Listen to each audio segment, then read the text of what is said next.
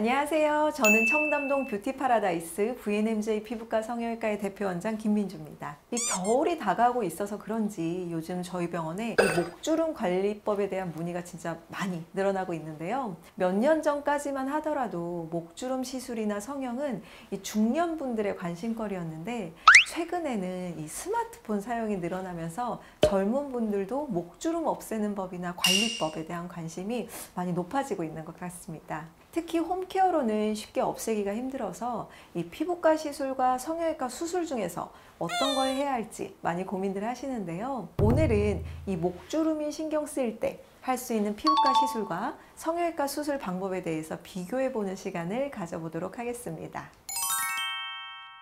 목주름 시술로 가장 대표적인 건요, 필러, 스킨보톡스, 리프팅 레이저 이렇게 있는데요. 먼저 필러는 이미 깊어진 이 가로 목주름의 볼륨을 채우는 데 매우 효과적인데요. 가로 목주름은 가장 눈에 띄는 주름이기도 하고요.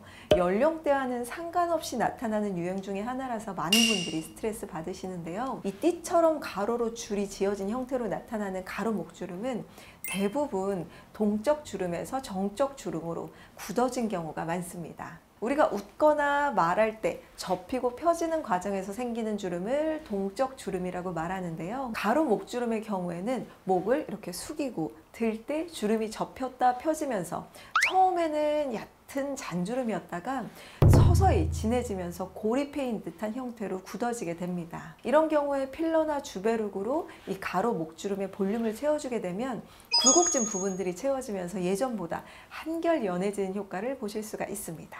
가로 목주름과 더불어서 많이 나타나는 목주름이 이 세로, 짜글짜글한 목주름인데요. 이 목 세로주름의 경우에는 이 피부와 근육이 늘어져서 생기기 때문에 젊은 분들에게서 생기는 경우는 사실 좀 드문 편입니다. 이 세로 목주름은요, 이 목에 있는 활경근이라는 근육의 힘이 약해지고 늘어지면서 생기게 되는데요. 이 활경근은요, 목에서부터 쇄골까지 연결되어 있는 근육입니다. 이 목 전체에 이렇게 넓게 펼쳐져 있는데요. 노화가 진행되면서 양쪽의 경계가 수축하고 피부가 아래로 처지면서 이 수직 방향의 띠와 자글자글한 세로 목주름을 만들게 됩니다. 이런 경우에는 수축한 활경근의 이완을 도와주고 이 피부의 탄력을 되찾아주는 시술이 필요한데요. 이 피부의 컨디션을 높여줄 수 있는 리쥬란 힐러나 스킨보톡스를 진행하면 이 피부 탄력을 개선시켜서 피부 결과, 잔주름 등이 좋아지면서 이 세로 목주름이 한결 완화되는 효과를 보실 수가 있습니다. 또한 활경근의 수축이 심하신 분들은요, 보톡스를 추가적으로 진행해 주시면 이 수축된 근육의 완화 효과로 인해서 세로 목주름의 좋은 효과를 보실 수가 있습니다. 만약에 가로 목주름이나 세로 목주름이 심하게 진행된 분들이라면 필러나 주베룩 혹은 스킨부스터와 함께 울세라나 써마지 같은 리프팅 레이저를 함께 하시는 것을 추천드립니다. 울세라는 근막층까지 열 에너지를 전달하기 때문에 이 처진 피부를 당겨 올려주는 효과가 있고요. 써마지는 진피층의 콜라겐을 활발하게 만들기 때문에 피부 탄력 자체가 좋아지는 타이트닝 효과를 보실 수 있는데요. 목주름 유형에 맞게 울세라로 늘어진 피부를 전체적으로 당겨주면서 써마지로 이런 흐물흐물한 피부를 교정해주면 보다 만족스러운 결과를 얻으실 수가 있습니다. 이 목 거상술은 젊은 분들에 비해서 피부 처짐이 좀 심한 중년분들에게 조금 더 적합한 방법이라고 볼 수 있는데요. 이 목 거상은 절개를 통해 활경근과 처진 피부 조직을 당겨주는 방법으로 이 귓볼에서 귀 뒤 그리고 헤어라인까지 쭉 이어서 박리가 진행되는 편입니다. 이 목주름이 덜 보이는 위치로 피부를 당겨주고 활경근을 봉합해주기 때문에 가로 목주름이나 세로 목주름 개선 효과를 보실 수가 있습니다.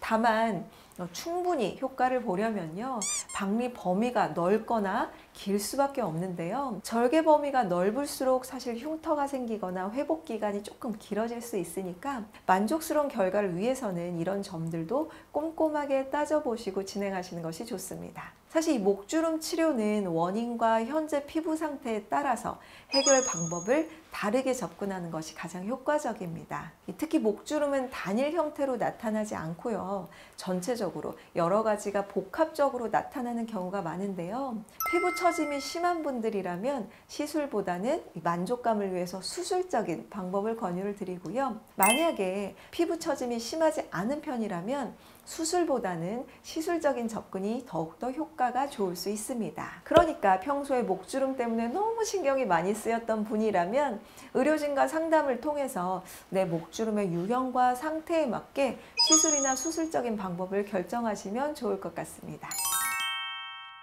이 목주름은 치료하기 힘들다 생각하는 분들이 사실 많으신데요. 목주름은요, 생기기 전에 미리미리 관리하는 게 최고의 예방법입니다. 이 비교적 목주름이 심하지 않을 때부터 아까 말씀드린 필러나 레이저 리프팅, 스킨보톡스로 주기적인 관리를 해주신다면 목주름이 더 진해지는 것을 예방해 주고요.